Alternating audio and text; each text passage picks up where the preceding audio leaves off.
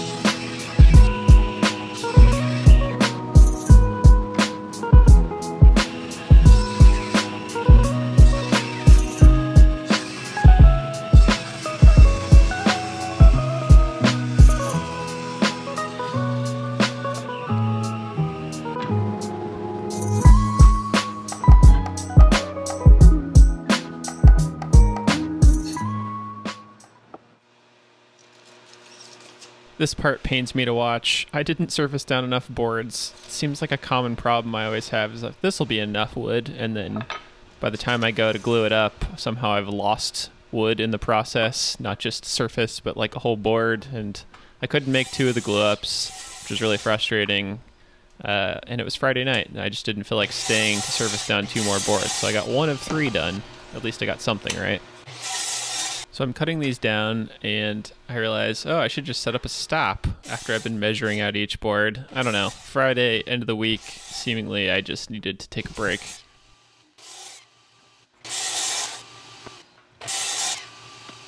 There's one thing I feel very insecure about in a wood shop still, it's gluing things together. I don't know, the process just always seems to befuddle me, and I get good strong joints, but there's always just something a little off, and I always feel a little bit of anxiety while I'm doing it. Just guess I need more practice.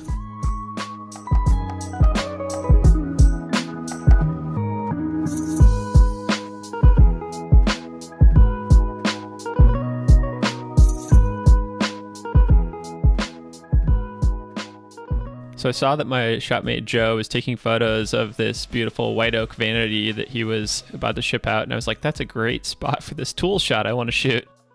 Well, I'd love to claim it as my own. I have to tell you that it's his. I put a link to his website below. Anyway, isn't this Vortex 1080 beautiful?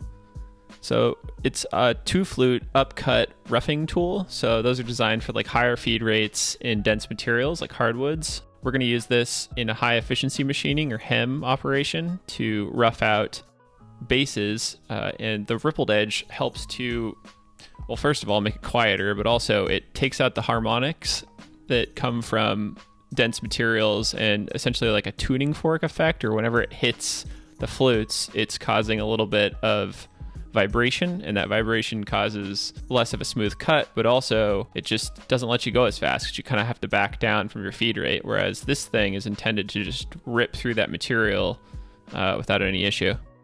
I think it's pretty easy to lose the idea of how big this thing really is. Here's a sign pen next to it. We'll definitely be cutting with this in the upcoming week, so tune in. We're probably going to change up the schedule of the vlog.